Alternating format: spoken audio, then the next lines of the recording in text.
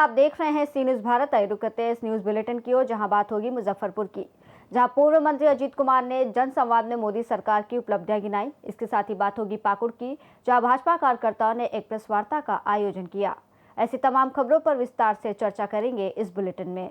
खबर जौनपुर से है, जहां बीते 26 मई को ट्रिपल मर्डर में पुलिस ने 2 आरोपियों को गिरफ्तार किया था। वहीं मुख्य अभियुक्त अरविंद और गोलू अभी तक फरार चल रहा था। पुलिस ने गोलू पर इनाम की राशि 25,000 रुपए से बढ़ा के 50,000 रुपए करने के लिए शासन को प्रस्ताव भेजा। पुलिस अभी गोलू की तलाश कर रही है। इस दौरान पुलिस अरविंद उर्फ गोलू के भतीजे प्रिंस निषाद व उसके मित्र सौरभ बिंद को पुलिस रेलवे ओवरब्रिज मेहरोपुर के पास से गिरफ्तार किया है।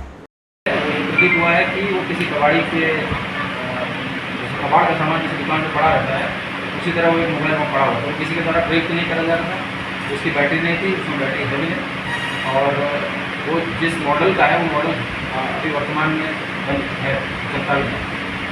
क्या ये पता चला सर कि क्या वो मोबाइल चालू कंडीशन में था या बंद? नहीं, बंद कंडीशन में था।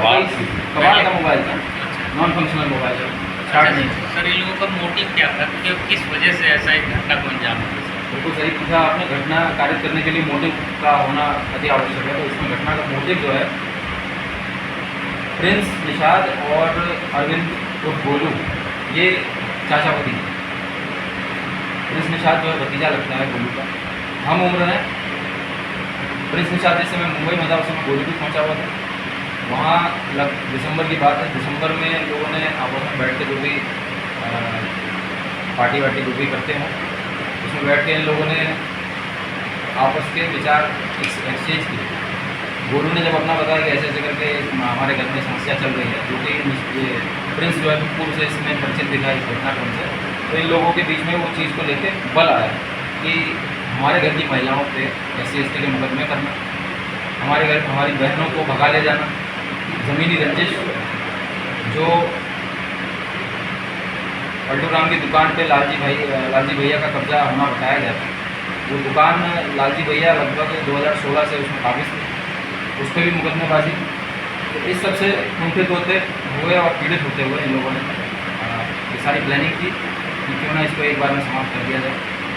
तो इसका इन्होंने पहले बातचीत के माध्यम से प्रयास किया था, लेकिन चूँकि मामला दीवानी में और अन्य जगह पर प्रचलित था तो बातचीत का कोई मतलब बनता नहीं था।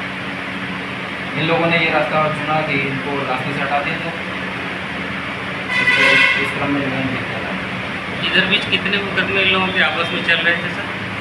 आपस में लालजी भैया की तरफ से 2 SC/ST के मुकदमे कराए गए थे और पलटू राम की तरफ से भी 2 मुकदमे इनके पूर्व में कराए गए थे, 2018 में और 2022 में। इस समय सर तो ये तो दुकान वहाँ शिफ्ट कर लिए थे, तो इस समय वर्तमान में ऐसा क्या स्ट्रेस या ऐसे कुंठा का कारण हो गया कि मर्डर तक करना पड़ा? वर्तमान में इनका जो ज़मीन का जो दुकान की कब्जेदारी का मामला था वो तहसीलदार के यहाँ पे फैसले था, उसमें निर्णय भी आने वाला था। ऐसा जांच में पाया गया तो उसमें निर्णय आने वाला था, शायद उसी को लेकर इन लोगों ने आपस में ये घटना करी। DVR के बारे में सर क्या कह रहे हैं कि DVR कब तक बरामद किया जा सकता है? जब DVR के लिए हम लगातार प्रयासरत हैं। हमारी टीमें आसपास का पूरा क्षेत्र छान चुकी है।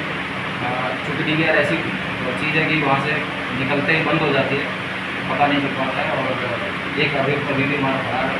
तो उसके मिलने के उपरांत हम DVR के बारे में ध्यान कर सकते हैं। इसमें जो 2 लोग गिरफ्त में हमारी में हैं इस समय, उन्होंने अलग अलग हथियारों से बिना किसी मानवीयता के निर्मम हत्या कारित की है।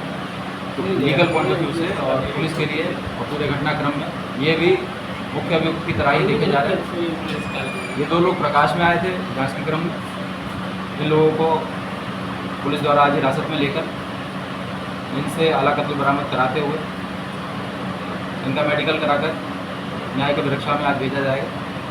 इस संबंध में पूर्व में ही 25 तारीख को ये घटना कारित हुई थी। समय घटना का लगभग शाम 5 से 6 के बीच में बताया गया है इन लोगों के द्वारा। और हमारे सर्विलांस CCTV और अन्य हमारी जो ज़मीनी जांच थी उसके क्रम में भी ये समय तस्दीक होता पाया जा रहा है। इन दोनों ने घटना कारित करने के बाद खुद को छुपाने का भरपूर प्रयास किया, परंतु हमारे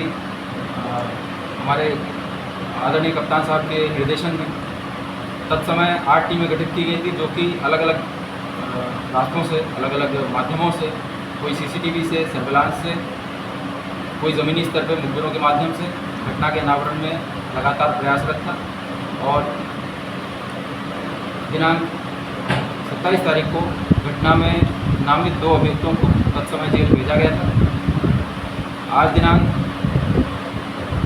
14 जून को अन्य 2 अभियुक्त जो प्रकाश में आए हैं उनको हिरासत में लेते हुए माननीय न्यायालय के समक्ष प्रस्तुत किया जाएगा। कहाँ से गिरफ्तारी हुई? गिरफ्तारी कहाँ से? गिरफ्तारी इनकी मेहरूपुर अंडरपास के पास हुई है। मुखबिर खास के द्वारा आज प्रातःकाल लगभग 10 साढ़े 10 बजे सूचना दी गई थी, जिसमें मौके पर पुलिस टीम गई, सादे वस्त्रों में घात लगाई गई और जो संदिग्ध हरकत थी उस पर अटैक करते हुए एक बार की दबिश देते हुए लोगों को गिरफ्तार किया हो गया आप लोग। जौनपुर से सी न्यूज संवाददाता कृपा शंकर यादव की रिपोर्ट।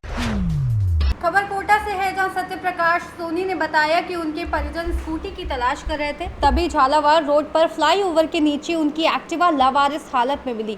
पीछे का टायर फटा हुआ मिला। कोटा से सी न्यूज संवाददाता सुरेश की रिपोर्ट। प्रधानमंत्री नरेंद्र मोदी द्वारा गरीबों के लिए चलाई जा रही जन कल्याणकारी योजनाएं उन्हें आत्मनिर्भर बनाने की दिशा में मील का पत्थर साबित हो रहा है। ये बात राज्य के पूर्व मंत्री और भाजपा के वरिष्ठ नेता अजित कुमार ने रविवार को मुजफ्फरपुर के काटी क्षेत्र अंतर्गत मिठन सराय माधोपुर गांव में आयोजित किसान मजदूर युवा जनसंवाद कार्यक्रम में कही। कार्यक्रम में ग्रामीणों की भारी भीड़ उमड़ी। उपस्थित जनसमूह को संबोधित करते हुए अजित कुमार ने कहा कि प्रधानमंत्री की नीयत और नीतियों में कोई कमी नहीं है, बस जरूरत है योजनाओं को जमीनी स्तर तक ईमानदारी से पहुंचाने की। पूर्व मंत्री ने कई समस्याओं का मौके पर ही संबंधित अधिकारियों से बातचीत कर समाधान कराया और शेष गंभीर समस्याओं को उच्च अधिकारियों तक पहुँचाने और शीघ्र समाधान कराने का आश्वासन दिया। मुजफ्फरपुर से सी न्यूज संवाददाता दीपक कुमार तिवारी की रिपोर्ट। खबर पाकुड़ से है, जहां भारतीय जनता पार्टी द्वारा मोदी सरकार के 11 वर्ष पूर्ण होने के अवसर पर भगत धर्मशाला में भाजपा ने एक प्रेस वार्ता का आयोजन किया गया। इस अवसर पर दुमका के पूर्व सांसद सुनील सोरेन मुख्य वक्ता के रूप में उपस्थित रहे। प्रेस वार्ता की शुरुआत पाकुड़ भाजपा जिला अध्यक्ष अमृत पांडे द्वारा सभी उपस्थित अतिथियों का परिचय देकर की गई। इस दौरान पूर्व सांसद सुनील सोरेन ने मोदी सरकार के 11 वर्षों की नीतियों, योजनाओं और ऐतिहासिक उपलब्धियों का विस्तार पूर्वक उल्लेख किया। उन्होंने कहा, प्रधानमंत्री नरेंद्र मोदी के नेतृत्व में भारत ने वैश्विक मंच पर अपनी सशक्त उपस्थिति दर्ज कराई है और आज देश आत्मनिर्भर भारत एवं विकसित भारत के संकल्प की सिद्धि की दिशा में आत्मविश्वास से आगे बढ़ रहा है। मौके पर भारतीय जनता पार्टी के प्रदेश मंत्री दुर्गा मरांडी, नगर अध्यक्ष सोहन मंडल, पूर्व जिला अध्यक्ष विवेकानंद तिवारी सहित अन्य मौजूद थे। प्रधानमंत्री के नेतृत्व में सेवा सुशासन गरीब कल्याण 11 वर्ष माननीय प्रधानमंत्री ने पूरा करने का काम किया है और निश्चित रूप से हम कहेंगे कि इस 11 वर्षों में सभी वर्गों को ध्यान में रखते हुए और गरीब, वंचित, शोषित, पीड़ित सभी तक जो है योजना पहुंचाने का काम किया है। छोटी छोटी योजना जो है प्रधानमंत्री आवास योजना हो, इसके बाद जो है प्रधानमंत्री जो है गरीब कल्याण अन्न योजना हो, आयुष्मान भारत योजना हो, इस तरह का योजना जो है पेंशन योजना, अटल पेंशन योजना, सारी चीज़ों को जो है उन्होंने गरीब किस तरह से उसका चेहरा में मुस्कान आए उसके लिए किया है। उसी तरह आप देखेंगे देश में जो है प्रमुख समस्या थी 370, 35 से ये सब जो है उन्होंने यहाँ पर हटाने का काम किया है और सबसे पहला जो है देश किस तरह से सुरक्षित रहे, देश आत्मनिर्भर बने, उसके लिए हम लोगों ने यहाँ पर प्रधानमंत्री के नेतृत्व में आज हम कोई भी सामान, लड़ाकू विमान या कोई भी सामान भारत की रक्षा के लिए हम विदेश पर निर्भर रहते थे, दूसरे देशों पर रहते थे। आज मोदी जी के नेतृत्व में आज जो है हम आत्मनिर्भर हो गए हैं और हम लड़ाकू विमान जो है दूसरे देश को भेज रहे हैं, इसलिए कि भारत जो है आत्मनिर्भर की ओर बढ़ गया है। और आज जिस तरह से यहाँ पर भारत जो है मोदी जी का संकल्प है 2047 तक भारत को विकसित राष्ट्र बनाना है और उस और कदम बढ़ गया है और निश्चित रूप से यह जो है हासिल होगा। और बहुत सारे ऐसे योजना हैं जो आप लोग भी जानते हैं, धरातल पर उतारने का काम किया है। निश्चित रूप से जनता जो है मोदी पर विश्वास है और जो है मोदी जी जिस तरह यहाँ पर जो है सभी लोगों को जो है अच्छा से जिए, उसको जीने का अधिकार, पक्का घर में रहे, बिजली रहे, शुद्ध पेयजल मिले, अच्छा स्वास्थ्य सेवाएं मिले, इस ओर जो है उन्होंने योजना चालू करने का काम किया है और निश्चित रूप से लोग इसका लाभ लेंगे। पाकुड़ से सीनियर संवाददाता पंकज भगत की रिपोर्ट। खबर सोनभद्र से है, जहां 8 जून को जमीनी विवाद में दबंगों ने एक शख्स को बुरी तरह पीटा था।